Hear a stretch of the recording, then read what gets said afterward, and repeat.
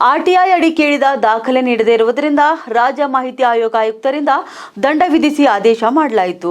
ಬಸವ ಕಲ್ಯಾಣ ಮಹಿಳಾ ಮತ್ತು ಮಕ್ಕಳ ಅಭಿವೃದ್ಧಿ ಇಲಾಖೆಯ ಶಿಶು ಅಭಿವೃದ್ಧಿ ಯೋಜನೆ ಅಧಿಕಾರಿ ಗೌತಮ್ ಶಿಂದೆ ನಕಲು ಸಹಿ ಮಾಡಿ ಸರ್ಕಾರದಿಂದ ಹಣ ಪಡೆದಿರುವ ಕುರಿತು ಮಾಹಿತಿ ಕೇಳಿದ ಅರ್ಜಿದಾರ ರೇವಣ್ ಸಿದ್ದಯ್ಯ ಮಾಹಿತಿ ನೀಡದೆ ಹಿಂಬರಹ ಕಳುಹಿಸಿ ಉಡಾಫಿ ಉತ್ತರ ನೀಡಿದ್ದಾರೆಂದು ಮತ್ತೆ ದೂರು ನೀಡಿದ್ದಾರೆ. ವಿಚಾರಣೆ ನಡೆಸಿ ಸಿಡಿಪಿಒಗೆ 25,000 ದಂಡ ವಿಧಿಸಿದ ರಾಜ್ಯ ಮಾಹಿತಿ ಆಯೋಗ ಮಹಿಳಾ ಮತ್ತು ಮಕ್ಕಳ ಕಲ್ಯಾಣ ಇಲಾಖೆಯ ಶಿಶು ಅಭಿವೃದ್ಧಿ ಯೋಜನೆ ಅಧಿಕಾರಿ ಗೌತಮ್ ಶಿಂದೆ ಅವರಿಗೆ ದಂಡ ಹಾಕಲಾಯಿತು. ಅಂಗನವಾಡಿ ಕಾರ್ಯಕರ್ತೆ ಮರಣದ ನಂತರ ನಕಲು ಸಹಿ ಮಾಡಿ ಪರಿಹಾರ ಹಣ ಪಡೆದಿದ್ದ ದೂರುದಾರರ ಸಹೋದರರು ಸಹಿ ಇಲ್ಲದೆ ಪರಿಹಾರ ಮಂಜೂರು ಮಾಡಿದ್ದಕ್ಕೆ ದೂರು ದಾಖಲಿಸಿದ್ದಾರೆ. ಮಾಹಿತಿ ಹಕ್ಕು ಅಧಿನಿಯಮ 2005ರಲ್ಲಿ ಮಾಹಿತಿ ಕೋರಿ ಮಾನ್ಯ ಶಿಶು ಅಭಿವೃದ್ಧಿ ಇಲಾಖೆ ಬಸವ ಕಲ್ಯಾಣ ಇವರಿಗೆ ಪರಿಹಾರ ಧನ ಸಲುವಾಗಿ ಅರ್ಜಿ ಸಲ್ಲಿಸಿ ಇರುತ್ತದೆ. ಅದು ಒರಿಜಿನಲ್ ಡಾಕ್ಯುಮೆಂಟ್ ಕೊಡುವ ಸಲುವಾಗಿ ಕೇಳಿರುತ್ತದೆ. ಸತತವಾಗಿ ನನ್ನ ಕಕ್ಷಿದಾರರು ವಿದೇಶದಲ್ಲಿರುತ್ತಾರೆ.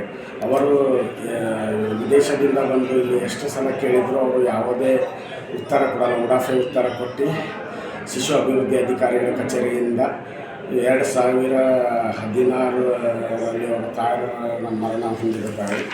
ಆದ ನಂತರ 18/3/2016 ಆನಂತರ 27/2016ರಲ್ಲಿ ಇವರ ಅನುಸ್ಥಿತಿಯಲ್ಲಿ ಇವರು ಇರೋದಿಲ್ಲ, ಹೊರದೇಶದಲ್ಲಿ ಇದ್ದಾಗ ಅವರ ಇಬ್ಬರು ಅಣ್ಣಂದಿರಾದ ಅವರು ನಕಲು ಸಹಿ ಮಾಡಿ ಅರ್ಜಿ ಕೊಟ್ಟಿರ್ತಾರೆ ಪರಿಹಾರ ಮತ್ತು ಧನ ಮಂಜೂರಾತಿ ಸಲುವಾಗಿ. ಅದರ ಸಲುವಾಗಿ ಅದು ಒರಿಜಿನಲ್ ಡಾಕ್ಯುಮೆಂಟ್ಸ್ಗಳು ಅಂತಂದಿದ್ದರೆ ನಮ್ಮ ಹತ್ತಿರ ಇಲ್ಲ, ಪ್ರಧಾನ ಕಚೇರಿ ಕಳಿಸಲಾಗಿದೆ, ಬೆಂಗಳೂರಿಗೆ ಕಳಿಸಲಾಗಿದೆ, ಬೀದರಿಗೆ ಕಳಿಸಲಾಗಿದೆ ಅಂತ ಈ ಥರ ಸುಳ್ಳು ಸುಳ್ಳು ಹೇಳ್ತಾ ಬರುತ್ತೇನೆ. ಅದರ ಸಂಬಂಧ ನನಗೆ ನನ್ನ ಕಕ್ಷಿದಾರರು ಬಂದು ಭೇಟಿಯಾದಾಗ ನಾನು ಅವರಿಗೆ ಒಂದು ಮಾಹಿತಿ ಕೊಟ್ಟೇನೆ. ಮಾಹಿತಿ ಅಧಿಕಾರಿ ಮಾಹಿತಿ ಆಯೋಗಕ್ಕೆ ನೀವು ಒಂದು ಅಪ್ಲಿಕೇಶನ್ ಹಾಕಿ ಮಾಹಿತಿ ಸರಿಯಾಗಿ ಸಮಯಕ್ಕೆ ಕೊಡಲು ಬಂದಿದ್ದರೆ ಅದರ ಮೇಲೆ ಮುಂದೆ ನೋಡೋಣ ಅಂತಂದರೆ. ಆದ ನಂತರ ಫಸ್ಟ್ ಮಾಹಿತಿ 2005 ಅದೆಲ್ಲ ಕೋರಿಕೆ ಮಾಡಿದ್ವಿ ಮಾಹಿತಿಗೋಸ್ಕರ.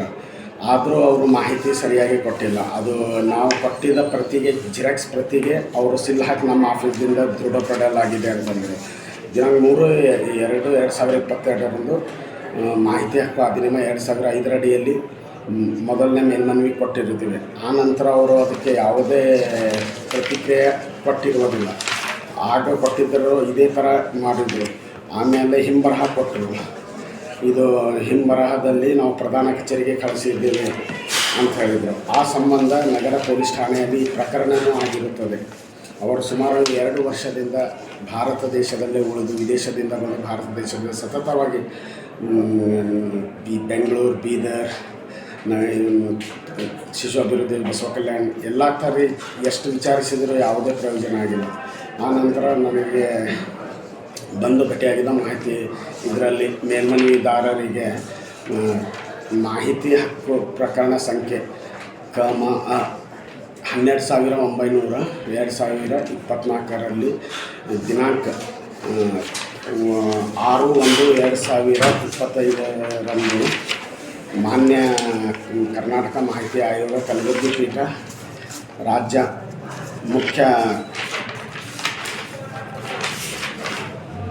ರವೀಂದ್ರ ಗುರುನಾಥ್ ದಾಕಪ್ಪ ರಾಜ್ಯ ಮಾಹಿತಿ ಆಯುಕ್ತರು ಇವರು 6/1/2025ರಂದು ಆದೇಶ ಹೊರಡಿಸಿರ್ತಾರೆ.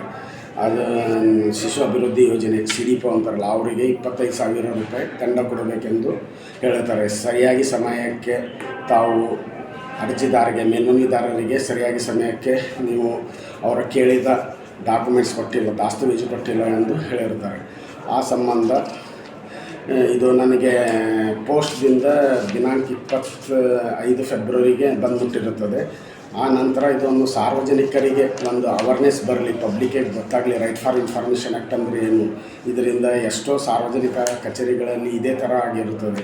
ಮುನ್ಸಿಪಾಲ್ಟಿ ಆಗಲಿ, ತಾಲೂಕಾ ಪಂಚಾಯತ್, ಜಿಲ್ಲಾ ಪಂಚಾಯತ್, ಗ್ರಾಮ ಪಂಚಾಯತ್, ತಹಸೀಲ್ ಕಚೇರಿ, ಇವನ್ ಪೊಲೀಸ್ ಸ್ಟೇಷನ್, ಈ ಥರ ಭಾಳಷ್ಟು ತೊಂದರೆಗಳು ಸಾರ್ವಜನಿಕರಿಗೆ.